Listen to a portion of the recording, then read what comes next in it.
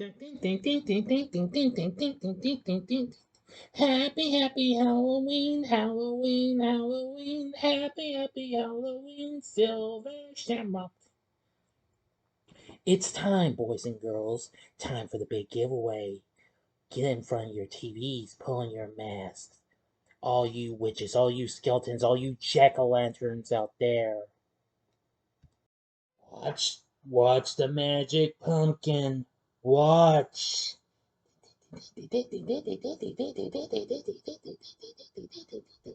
Stop it. Stop it. Stop it. Stop it. Did I scare you there? I hope so. Let's talk about the underrated Halloween 3 Season of the Witch, which is celebrating its 40th anniversary this year. Big D's Entertainment Rankings and Reviews.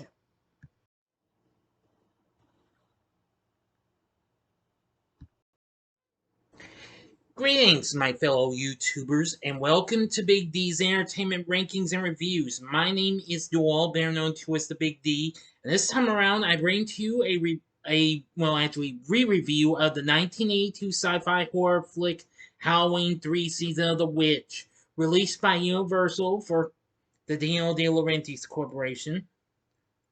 This is the third overall film in the Halloween franchise and the first film to be written and directed by Tommy Lee Wallace. John Carpenter and Deborah Hill, the creators of the first two films, return as producers. Now, this is the only entry in the series that doesn't feature Michael Myers. This was to be the start of a new anthology and what have you that Carpenter and Hill believed that the Halloween series could have been. That's in a series of films that center around Halloween night. Each sequel contains its own character, setting, and storyline. And Wallace stated that there were many ideas for Halloween-themed films, some of which could have potentially created any number of their own sequels. But this film unfortunately didn't do well at the box office, unfortunately becoming only making $14 million. But however, it has become a cult classic. And reevaluation in later years has given the film new legions of fans and has established its own reputation as a standalone cult film. It would be the last film Universal would release until Halloween 2018. The film stars Tom Atkins along with Stacey, Nelkin, and Dan O'Hurley. Now let's begin the story.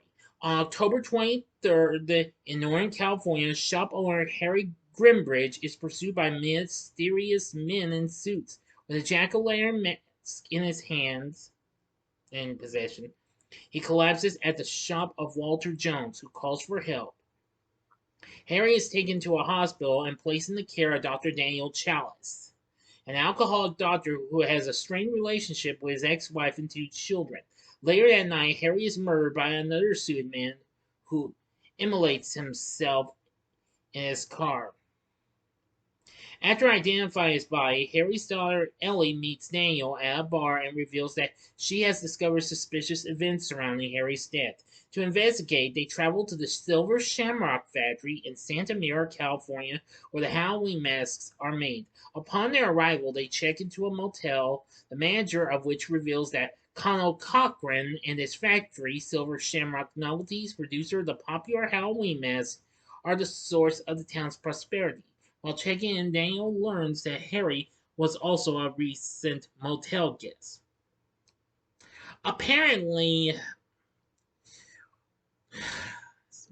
I'm ashamed to say it, Daniel is apparently not too happy, especially with the Silver Shamrock jingle, which you just heard at the beginning of this vid. I wanted to surprise y'all with that. Anywho, yeah. Later on, March Gutman, another motel customer, discovers a microchip on the back of the medallion of one of the masks. The medallion emits a deadly energy beam into her mouth as she picks at it curiously with a hairpin. Her face is left mutilated and an insect crawls out of her mouth. I gotta tell you, It was horrible. Yeah, I don't mean like it was, bad, just freaky.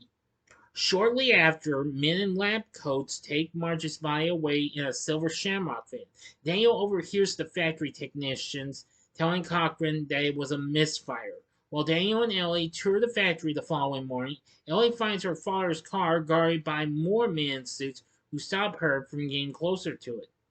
They flee and call the authorities, but Daniel cannot reach anyone outside of town by phone. Ellie is kidnapped and taken to the factory. Daniel follows and is captured by the men in suits, revealed to be androids Cochran created. Cochran takes Daniel to the final processing control room and reveals his plan. The microchips on each mask contain a fragment of a piece of Stonehenge he stole. Upon viewing the big giveaway commercial, the microchips on the masks will activate, killing whoever is wearing them with fatal brain damage and cause a swarm of insects and snakes to emanate from their bodies, also killing anyone nearby. Meanwhile, Teddy, the hospital assistant coroner Daniel entrusted to investigate the car explosion, is murdered by an android. Now, yeah, this is kind of a strange story, but it's still a good one, though. Alright, now for the ending. As always, you know the procedure. You have 5 seconds to stop this video. Go to the description box below and fast forward to the time below. If you've seen the movie already, please continue.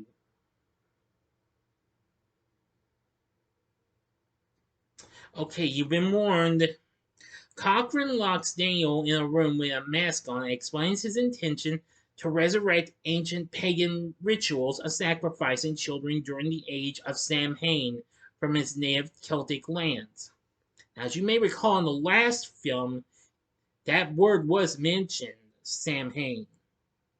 Daniel escapes his bonds and rescues Ellie.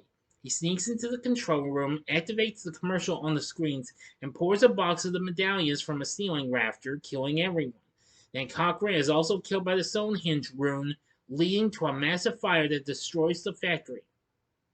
As they flee, Daniel is attacked by Ellie, revealed to be an android duplicate.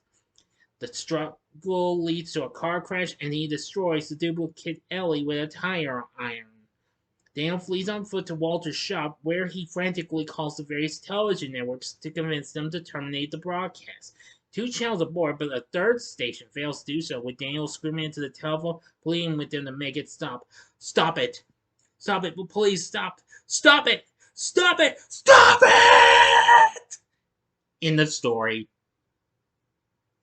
So what did I think of Halloween 3 Season of the Witch? Well, at first it wasn't really one of my favorites, but now it's grown on me a whole lot more, and, well, as much as I hate to say it, if you haven't seen my newest Halloween ranking, it's come in third behind the first 2. Yeah, don't hate me for that. I mean, we're all entitled to our own opinions, thank you. Anywho, yeah, I will say that I did enjoy what we got to see. The story isn't too bad.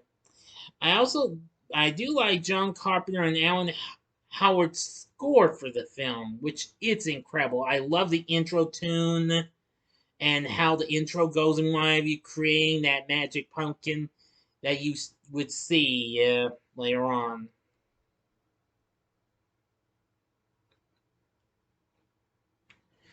Anyway, yeah.